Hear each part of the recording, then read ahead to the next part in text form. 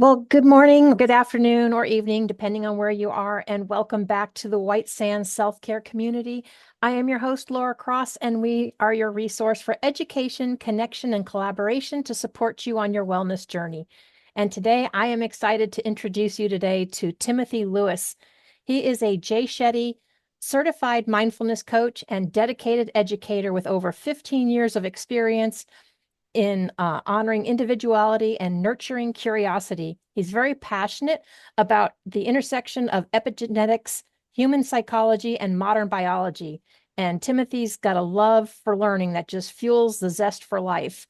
Timothy, I want to thank you for joining us today. Yeah, thank you so much for having me. So tell me, how did you, or I guess tell us a little bit about your journey as to why you decided to become a Jay Shetty certified mindfulness coach. Yeah. So, there's that word educator that you mentioned, and that's always been something that I'm really passionate about. I've always had a passion for not only accumulating knowledge, but also sharing that knowledge. And so for me, this space of education is one of so much potential. I spent about 13 years as a New York City Department of Education school teacher. And it was in that realm that I noticed the need to really understand what was coming forth from within the students versus kind of this model of stuffing information. And so I started to transition when I noticed that some of the things that I learned and that I was passionate about, it almost felt like it couldn't fit into the box or the realm of the traditional classroom. And so I took my passion for wellness, for mindfulness and meditation and all the things, and saw really where there was like this overlap with the science that I was teaching as well, seeing where there's really not much of a separation. And so now my passion is really in helping to bridge that gap between, some of the science that we can recognize in a very tangible and measurable way, and this space of kind of the bigger than us, whether that is a connection to nature, or again, when we come back to science and human biology, I mean, the way that our body works. So really bridging a gap between those two things and helping others to find practice in that space. Yeah, which I love because, as you said, those are not things that are normally taught in school. I don't think they're still taught in school. And I love you and other people that are helping to bridge that gap and giving people other options. What are some of the common misconceptions about mindfulness that you encounter? Some of the misconceptions that I encounter, one is that, mindfulness is this means of sitting down and being quiet and doing absolutely nothing, which is really interesting because I think, if anyone tries to just sit down and literally do nothing, it's almost impossible. So that's one For of, many, yes. yeah, one of the misconceptions is that it is this very passive practice. Um, Another is this one-sided idea of what mindfulness is. So what I mean by one-sided is a lot of people think mindfulness associated to the practice of meditation, and those can be two distinctly different things. Right? Mindfulness is more about ways of being, and meditation is a specific set of practices. Yeah, I Another, think you're talking kind of more like the stereotypes of what people have in their head for mindfulness, and yeah. absolutely. And then I would say that the third one is um, perhaps a knowing of what mindfulness is versus a willingness to practice with what mindfulness could be. Yeah, absolutely. And so you've had a practice in yin and trauma sensitive yoga. Can you tell us a little bit more about that and how it influenced your approach to teaching mindfulness? Yeah, absolutely. So those two practices are, I would say, probably two of the most transformative that I experienced personally, especially during a time where, generally speaking, I was disconnected from my body. And when I say disconnected from my body, I mean knowing some of the cues of what my body was telling me. So, in other words, how does my body respond to stressful environments? how does my body respond after, opening that email and, my shoulders are all of a sudden up into my ears. Like these are all things that I was really, really disconnected from. And so it was through the practice of both trauma-informed yoga and also Yin Yoga that I really started to tune into the sensations of my body, recognizing, how things registered for me. And so these two practices are really, really instrumental, especially, in the times that we live in now, where it seems like kind of time is speeding up, the amount of things to do are piling up. And so these are two practices that really help to kind of get into some of the deeper connective tissues and also to have a consideration for, some events that are pretty traumatic that people may experience. Yes, I've never heard of trauma sensitive yoga. What makes that different from the other ones? How does that work? Yeah, so trauma sensitive yoga takes into consideration that, perhaps people in the class have experienced some level of trauma. And one of the first things that, we try to make it a point of in trauma sensitive training is to redefine what trauma is. And so, I can give a really good example of a big trauma that the entire world experienced together, which was this period of time around 2020. Um, and again, that event definitely changed the way of life for so many people. Whether it was the uncertainty of whether a person would get ill, or whether it was the degree of uncertainty of if we would be working in the same way. All of these things are examples of trauma. Now, these are not necessarily, again, we kind of distinguish between the small T trauma and the big T trauma. But when we take that into consideration in a movement class, one of the things that we like to consider is that not all people, for example, want to be told exactly what to do, right? So trauma sensitivity takes into consideration that, just allow the movement to show up in an organic way, while creating a container that is large enough to make accommodation. So trauma sensitive yoga really takes into consideration the opportunity to meet people where they are in the practice versus kind of this idea of this is the posture, this is what it must look like, and you must hold it for this amount of time, so it releases some of the rigidity around some of the practice.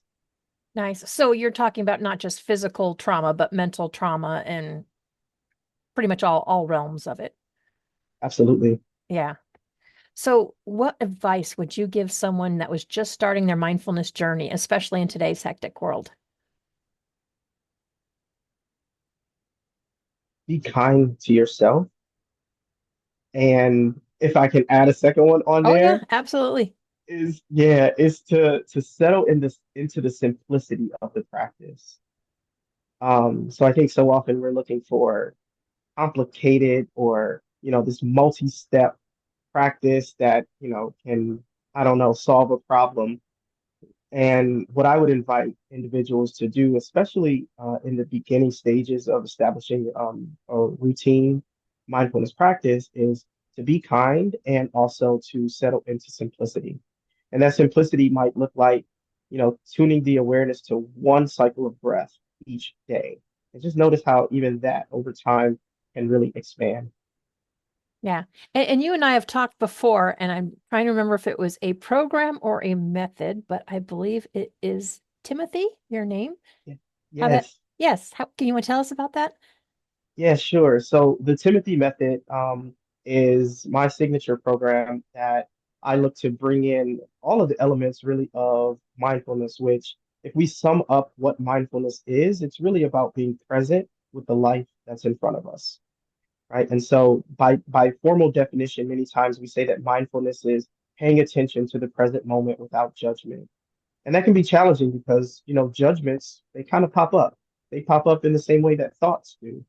And so with practice, what we can do is we can start to create space between that judgment. So the Timothy method takes into consideration a couple of the key components of mindfulness, which are all about tuning into sensations of the body. So this may be understanding how certain foods impact the body, understanding how the body feels during different times of the day. This is a really foundational approach for people who might be experiencing chronic pain because we can start to look at symptom variability, how things change over time. The second is all about implementing daily habits and routines and structures. We're creatures of habit. And so anything that can be, almost outsourced to habit is actually an evolutionary advantage for the human body to one sense, but then on the other, we are also organisms that enjoy growth and expansion. And so it's always helpful to just bring awareness to some of the habits and routines that we kind of carry out throughout our lives. M is all about managing stress. So whether that is, stress from an external source or even some of the stressors that we tend to induce on ourselves, there are ways to be in relationship with stress. O is all about optimizing our environment, whether that is the individuals that we find ourselves surrounded with, the physical spaces that we're in, the conversations that we're having, the media that we're consuming. All of these contribute in ways to our environment. And T is about finding those meaningful moments where we can find pause. So, so often it feels like everything just runs into the other. One event goes into the other. You're taking the kids to soccer practice, and then while you're at soccer practice, you're checking emails and figuring out what's going to be for dinner. But somewhere in there, there are meaningful spaces where, again, even if it's just a matter of bringing the awareness to one cycle of breath, there's an opportunity to train for meaningful space. And I think this is one in the larger scheme of things, where we as a species could really kind of revisit some of whether it be rites of passage or just ways of being that really serve, ancient people in ways that perhaps we have forgotten in modern culture. And so, really, all of this method is about harnessing our energy and ultimately yielding the best and the most productive level of self-awareness that we can so that we can continue to grow and expand and be the fullest expression of ourselves. Yeah. And you make so many good points in there because I know when I wind up with those days that are packed in boom, boom, boom, one after another, and it's like, oh no, I need my space again. Space again. And some people run like that and some people function that way. And my hat's off to them. That is not me. So, but like you said, it's a judgment-free space. Everybody has to figure out what works for them. But yeah, I have to agree with you 100%. Yeah, mindfulness is to me, like you said, being more present with the now and you got to give yourself grace too, because we are our own worst enemy. I think we beat up on ourselves quite a bit unnecessarily. So, yeah, Yeah. And we also we take a level of responsibility for some things that we may not necessarily be able to control. Like the the wave is going to come into the shore, right? And right. sometimes we're trying to push the wave away. And it's like, well, could we perhaps learn to surf a little bit more skillfully versus trying to push the thing away that is like literally right there in front of us? Yeah, that's true. As I always tell people, control what you can control, and if you can't, you let it go or you figure out how to work with it one way or the other. But yeah, trying to go against it, that's just a whole lot of stress. Yeah, yeah. Timothy, so what is the best way for people to get in touch with you? So I am active on social media platforms, Instagram, as all one word, mindfulness with Timothy. I'm also active on Facebook, and I share wisdom and insights practices across TikTok as well. So I'm very active, sharing insights, practices, wisdoms. I usually share daily on social media. I have a weekly blog that I write. It's all about introducing levels of practice, seeing ways that we can be more present with life. I also share a monthly newsletter, which includes some behind the scenes information, some of the things that I'm working on personally, some projects that I'm working towards, looking for collaborations. And so those are some ways to get in contact with me. Also, if you're on LinkedIn, I share information related specifically to mindfulness in the workplace. including some ways that, we can find movement practices right where we are. Right. And so since we're talking about collaboration, so you do what, one-on-one coaching, group coaching, you I do do both retreats? one Yeah. I do both one-on-one and group coaching. I'm actually in the process of beta testing the Timothy method with a group cohort. So I'm super excited about that. It kind of gives me the feel of, that kind of that traditional classroom, but bringing in some of those elements, like you said, the things they just don't teach you in school. And I also do retreats as well. So I just finished a retreat actually that was focused on healing for men of color. This was at the Kripalu Center for Yoga and Health. Nice. So I was going to ask you too. So who are you looking to collaborate and connect with? I am looking to collaborate and connect with people who are interested in mitigating some of the effects of stress in modern living. So this might look like community organizations who are looking for a speaker or teacher. I'm very focused on experiential learning. So those who want to get a taste of what some of these practices can feel like in the body. I'm also all heart open to connecting with yoga teachers, teachers who are looking for varied practice to offer to their community. And also, I'm just kind of put it out there. I'm interested in those who are curating wellness spaces, specifically, if that's a yoga retreat or just again a retreat for individuals who are looking to mitigate stress. So I've done some work with teachers in the space, postdoc students who are gearing up for a writing retreat. So all the things that would require presence and a peaceful, calm state. So last question, what is on the horizon for you? Ooh. The first the first word that came up was expansion. Um, I'm looking forward to continuing to expand in this work. I've set a personal goal for myself to be able to spread practices of mindfulness to 1 million people. And so I see opportunities on the horizon to connect with fun people and again to be present with this life. So yeah, that's what's on the horizon. I love that. That's a wonderful goal too. Well, Timothy, I want to thank you for taking the time to sharing that with the community. And anyone that resonates with Timothy's message and his mission, please, we will have all of his contact information in the description and in the chat, or in the comments below. So definitely reach out to him. And I hope everyone has a wonderful weekend. Timothy, thanks again for joining us. Laura, thank you so much for having me. Thank you. And we'll see you all next time.